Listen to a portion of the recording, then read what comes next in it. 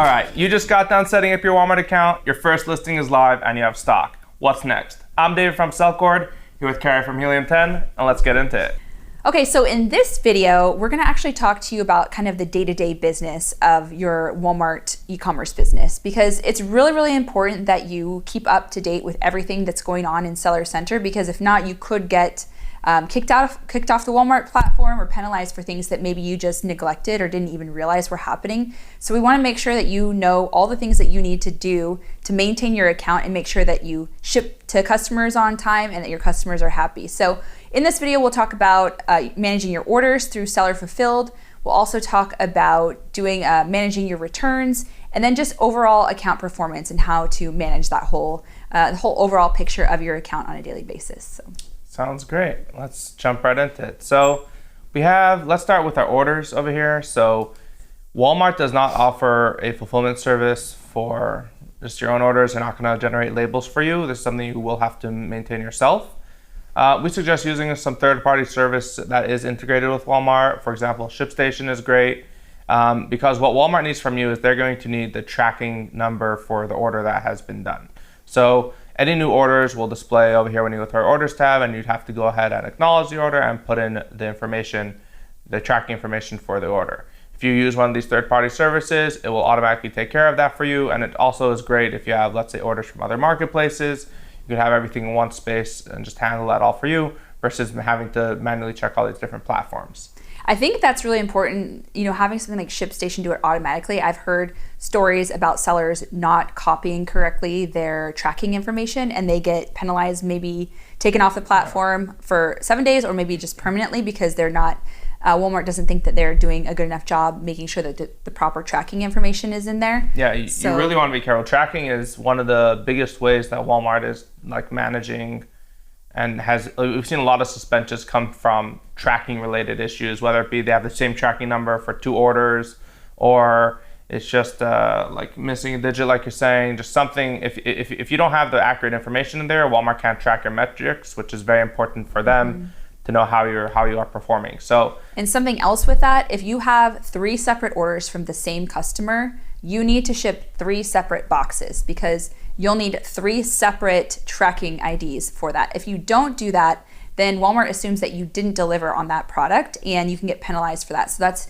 definitely a no-no. I've actually talked to people who've gotten kicked off of Walmart for this exact reason. So this is a really important thing to remember. Keep in mind to do all of these things exactly the way that we are telling you to do them. Exactly, thank you. Okay, so the first section we're going to be reviewing here is the orders. And as you can see here, there are different sections over here for different statuses. Now, we always suggest using a third-party service for this, something like ShipStation. It makes things a lot easier to manage your orders. It's also integrated with Walmart really nicely, so you don't have to be worried about coming in here and checking that your orders are being attained to, putting in your tracking information. It's very important that you just have that all set up, and it also helps if you have multiple marketplaces that you're managing. Rather than having to just manually check all these different places, you could have it all tied into one, let's say, ShipStation account, and it will automatically handle all of that.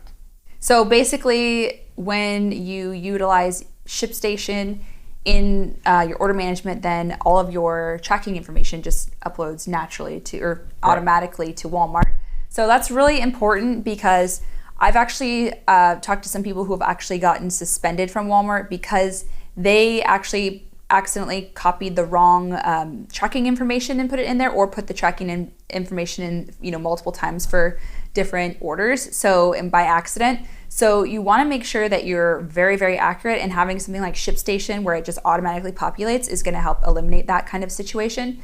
In addition to that, if you had one customer who had 3 separate orders, you actually need to have 3 separate tracking numbers for that. Some people think, oh, there's one customer, I'll just combine all 3 into one box. Well, that is a definite no-no and can get you suspended. So you need to have shipped each individual item in each individual package and have individual tracking number for each different product that you ship out or box that you ship out. Exactly. So make sure that you do that, and then all of this will automatically populate if you utilize something like ShipStation, which I recommend. That's what I use, but I mean you could use other there's plenty of services that do this. Yeah. ShipStation, I use it as well.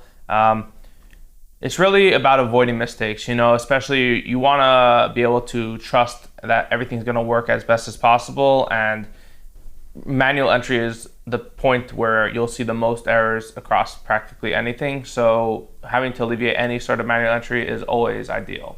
So you could always utilize the tools that you're given, but it's nice to use some other services as well. So when you first come here, you will see you have your two options here, Walmart Fulfilled and Seller Fulfilled. This is more like if you want to download order data, but right now we're looking specifically at how to manage orders that you do have. So you do have all your order information over here, your purchase orders, just two different numbers that are had over here. And what you do is when you have a new order, you could go ahead and select them, and acknowledge them means that it's the first step that you're saying that you have this order over here. Go ahead, and that order has now been acknowledged. Now you need to enter tracking information once this has actually shipped. So you just go ahead and click on that purchase order. It's gonna have your information over here. Current status is acknowledged. You could go ahead and change that to, so it goes in a hierarchy over here, in the few steps through the process. You have ordered, acknowledged, shipped, and then you do also have all these cancel informations if you do have some issues here. Customer changed mind is if, let's say, customer service, they message you, hey, I'm done, I don't want this. Let's say there's a pricing error over here that you need to cancel it for. Product is out of stock. You don't want to have to rely on this one, but it's there if you need it. Fraud stop shipment. Let's say it's a fraud case. You just need to stop this immediately. And then you also have, let's say the address is not serviceable if, let's say, the address they provide you is not good. Something I would like to add in there, if you do have something that's out of stock, then that's when you should change your listing using those maintenance files back to staged. Because if you don't do that, then this could penalize you, correct? Yeah, for sure. You don't want to have to cancel your orders. Canceling your orders is not good for your metrics. Too many cancellations will result in a suspension. So yeah, definitely make sure that your stock is good. That's super important. If you know you're running low on stock, make sure your inventory is accurate. And this is yet another reason why you should really just focus on get everything into WFS as best as you can. WFS is really, they'll take care of all of this for you. You don't have to worry about tracking information. You don't have to worry about fulfilling on time. You don't have to worry about any of this stuff. Just get your inventory into WFS. But sometimes you gotta deal with your own fulfillment for a little bit, or just every person has a different setup. So this is just if you need to go that route. All right, so after it's been acknowledged, we're gonna go ahead and put in the status ship. And for this, we have to now put in this information. So this is just one product, but if you do have multiple, you can go ahead and let's say you want to ship two of them in one or just one together. And this is obviously because it's in the same order. Select your carrier, they give you a whole slew of options here, and then you put in your tracking number, and then you could add your own seller order number. It's an optional field if this is something that you like to fill in for yourself. Once you have that all filled in, you go ahead and hit update, and then you move on to the next order. As you can see here, there are 17 past due orders. This will take some time to fulfill all these, and going one by one is quite slow, which is yet another reason why you might want to use one of these other services. You can just download all your labels in bulk. The next step over here is we're going to look at returns, and there you might have your own system set up. You have keeper rules, you have all these different things in place, but there will probably be a scenario where you will get a physical return that you have to handle.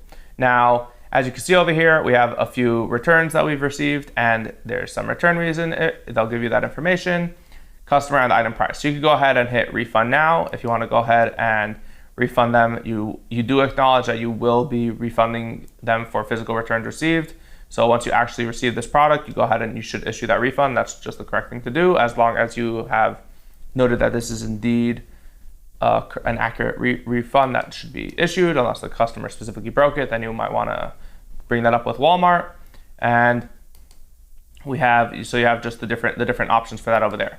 Another thing you could do is you can actually dispute past returns. Let's say there was a return that was done incorrectly, you believe should have been done. You could check out your completed returns, and you can see that information through here. Let's let it load. And there are a bunch of restrictions for this. You really have to go through the guidelines to see what cases you can be returned. It's way too much to go through in one video. There's so many different nuances. Definitely go ahead and check out the guides. Very importantly, just there is a 45-day window from when the return was done for you to go ahead and get your dispute. So if you go ahead and you could click this over here, some are eligible for dispute, some are not. That's why you see these three dots. As you can see in this case, it is eligible for dispute. You can go ahead and hit dispute this return and go through the process of doing that dispute through here. It's a 3-step process. Go ahead and submit that, and the Walmart will get back to you whether it could be disputed or not be disputed. Now, can you press that button after? After 45 days are up? Yeah. So I believe it goes away, and you'll see oftentimes that like here, if it's keep it rules can't be disputed, so dispute cannot be returned, cannot be raised. It's only when you receive it and maybe they, the order was like for a shirt, and then they sent you back like a pair of shorts from somewhere else. That's always a great case. I mean, sometimes they'll hit you with lost in transit. This is a very common issue. So I mean, like a very common case over here is lost in transit, and this is, I mean, we hope customers always being honest and truthful with this, but occasionally there could be someone that's doing something fraudulent and just trying to get an extra product from you. So you wanna just check your return, check your tracking number. Did it get delivered? Walmart will request that you do have proof of delivery, which could be a little bit difficult to get in certain cases. You might not have signed shipments necessarily, but if you believe that the item was rightfully delivered, go ahead and dispute that. Now, does WFS allow them to say lost in transit? Yeah, but so for WFS, anything that has to do with delivery, lost in transit, lost after delivery, damaged, incorrect item, they'll handle all that. That's on them. Okay. And you're not going to be billed for that. Or if you are, you definitely want to dispute that. Okay, so that covers returns as well as orders. You do have like adjustments and disputes. It's not really so common, but if it does happen, you could definitely just go ahead and check out those pages. They're pretty self-explanatory. What I really like to go over next is the overview and performance side of things. All right, so we covered orders and returns. Let's take a look at what else Walmart has to offer. So there is adjustments and disputes, which are not very common, and you can just go ahead and check out those pages. They're pretty self-explanatory. What I'd like to review is the analytics side of things. Check out your metrics. How's your account doing? Just seeing how things have been going. So there's overview and performance, which are the two we're going to be taking a look at. Growth opportunities is really very important, and we discussed this in our video regarding optimizing your listings. Payments is just if you want to get your payment reports nicely detailed over there. And you do have the file center is if you do request certain files, and we'll take a look at that from performance, that's where they'll be available to download. So let's go ahead and start with the overview. Okay, so by default over here, it's going to be showing you the last 7 days. As you can see, there's been no activity on this account.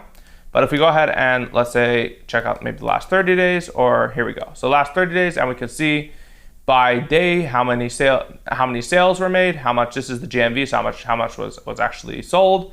As you can see, it shows you by day, and then you can see the units sold, you can get that metric, and you can see the number of orders if you want that metric.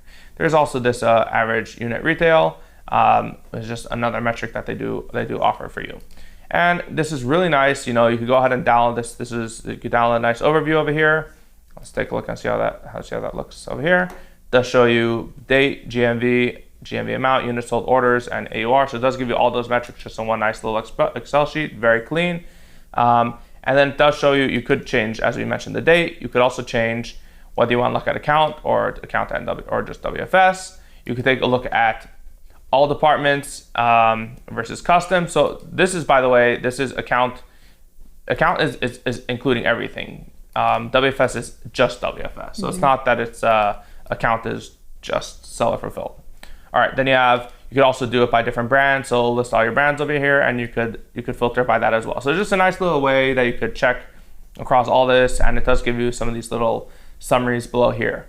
Now, this is on an account level. Now, if you want to check out a performance by item level, that's going to be over here on performance. And similarly, you have item sales. You can take a look at the last 30 days, and I'll show you specifically which product. I'll give you the SKU here, how many units, orders, page view and conversion. These metrics are obviously not very accurate, but it does. I think it's something that Walmart is working on getting up to date. And if you want to go ahead and download this, you export all. So it's not going to actually download an Excel file for you because this will be quite big as it's by item. Rather, they give you a item report ID, and this is in the file center. So if you go either click on the file center or click that link, and you'll see your report here. Status currently submitted, and you could refresh that until it finally shows processed or ready. I'm not sure the exact wording, and you can go ahead and download that from there as well. But this is a really nice way, and similar, you have all those filters over here.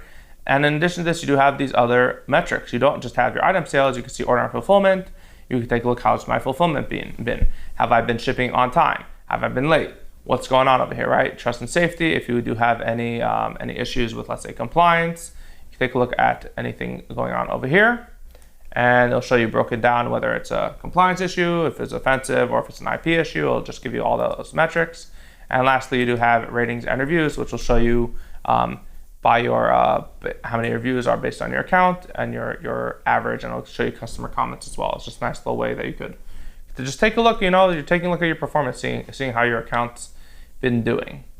And you do have the ability to edit the fields over here if you do want to see some other information. You do have that ability to do that from this little settings icon over here. So these are just really great ways. Walmart's trying to make this a really good platform for you to be able to check in, see how your account's doing, at a glance. You don't really have to get to the nitty gritty on looking at maybe some dirty spreadsheets. You have a very nice, very clean overview here in this UI. So make use of Walmart's tools, Yeah, so I definitely think this is going to be very helpful for a lot of people just to maintain your business. I mean, you can just give those spreadsheets to your bookkeeper and you got all that great information in there already. So yeah, I definitely think this is really, really important that you keep track of this, because like I said before, if you don't keep track of your performance, then you could potentially get kicked off the marketplace. So it's really important that you manage your account very well and make sure that you know what's going on with your account every day, and check on all the things that we mentioned in this video. Perfect. So that's all that we have for this video. Thank you so much for watching, and we'll see you in the next video. See ya.